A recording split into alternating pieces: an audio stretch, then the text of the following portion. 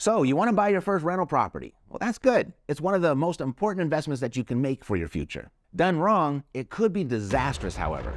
Done right, it can be a great way to generate passive income, build long-term wealth, and achieve financial freedom. So let's focus on that. 10 key steps to doing it right. And I'll share with you 3 secrets that I've learned that you won't see or hear anywhere else. And when we're done, I'll give you a checklist so that you don't forget anything, particularly something that could cost you some money or cost you an opportunity. You ready? Let's go. Step 1, setting your investment goals. You want to establish what you are hoping to achieve. So begin with the end in mind. Are you looking to generate passive income, build long-term wealth, or achieve financial freedom? Maybe all 3? For sure, why not? But knowing which one of those is most important to you will help guide your investment decisions and ensure that you're on track to achieve your objectives. Step 2, understanding your financing options. There are a variety of financing options available for rental property investments, including conventional mortgages, government-backed loans, asset-based loans, and my personal favorite, creative financing strategies like seller financing and subject to and private money, or a combination of all of those. Limiting your financing options will limit your growth options. So based on where you're starting, it might make sense to check out the free training that I put together, Creative Financing 101. Go to creativefinancing.us. And I don't need your name or your email address or anything like that. It's there for you to start watching right away. Step 3, finding the right property. Now, this may involve researching local rental markets, identifying areas with high rental demand, and evaluating potential properties based on factors such as location, condition, and potential for rental income. That's what traditional wisdom would tell you, and it's not wrong. But here's secret number 1. After almost 20 years of investing in income property, oh, that hurts to say, where did the time go? Anyway, what has proved to be more valuable than a good rental market is a good property manager. And do not underestimate what I'm about to say. A good property manager can turn mediocre markets and even bad ones into a great investment experience for you. And a bad property manager can turn the best rental market into an investment disaster. So do as much due diligence on your property manager as the property itself, and you'll be way ahead of the game. Contrary to popular belief, real estate investments are very safe. It's the people that are involved that make it risky.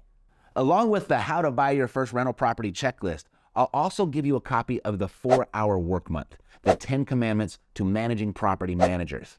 If you like the idea of a 4-hour work month, let me know by hitting the like button, and I'll make sure that you get a copy before we're done. But right now, step 4, analyzing potential rental income. Most people will tell you to carefully analyze a property's potential rental income before making an offer on a property. I recommend doing it after your offer has been accepted. And this is secret number 2. You see, the real estate market, it's competitive, and it will be for the foreseeable future. So if you see a property that you like, jump on it. Make the offer before someone else does. And then if you come to find that you've made a mistake, your standard real estate purchase agreement gives you permission to cancel the contract without penalty. The contract gives you that permission, so use it to your advantage. That's what savvy investors do, and that's why you're watching this. It's who you want to be, so be it. Once your offer has been accepted, now you'll want to calculate expected rental income and the expenses, such as property taxes and maintenance costs, and assessing the property's potential for appreciation over time. And with regard to appreciation, it's a guessing game as to when it will appreciate. So don't put too much weight on it when making your investment decision, because in reality, you just don't know. This is what we do know, though. Equity happens. Appreciation is the icing on the cake when it comes to investing in real estate. It's not the cake that everyone thinks it is. It's more important to confirm that your property pays you more than it costs you while you wait for your appreciation. Step 5, conducting due diligence. So before you close, conduct thorough due diligence. This may involve, but certainly it's not limited to, performing a thorough physical inspection of the property, reviewing the financial records and leases, and verifying property boundaries and zoning regulations. And I'll give you that checklist too when we're done. Now, step 6, securing insurance and licenses. And this may include securing property insurance, liability insurance, and any necessary licenses or permits required by your local government. And your closing agent is typically a good resource to tap into for what you need here. Step 7, managing your property. Effective property management is the most critical component of long-term profitability and success as a rental property investor. This may involve maintaining open communication with tenants, performing necessary repairs and maintenance, and optimizing your marketing strategy to maximize rental income potential. But my experience, it's shown me that it can be thankless work and very low-paying work for your time at that.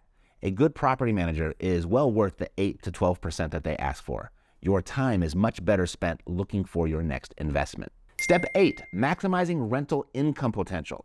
And this may involve setting competitive rental rates, reducing expenses, and optimizing your marketing strategy, and considering alternative sources of rental income like parking, storage, appliances, utilities, and pet rent. 25 extra bucks per month here, 50 extra bucks per month over there. That's gonna have a significant impact on your return on investment.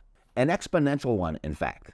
With the rise in demand for short-term rentals, mid-term rentals, assisted living, student housing, game day rentals, experience-based rentals, there are so many ways to maximize your rental income above and beyond a traditional rental property. So keep your options open. Step 9, building positive tenant relationships. And this may involve maintaining open communication, respecting tenants' needs, and providing a high-quality living experience.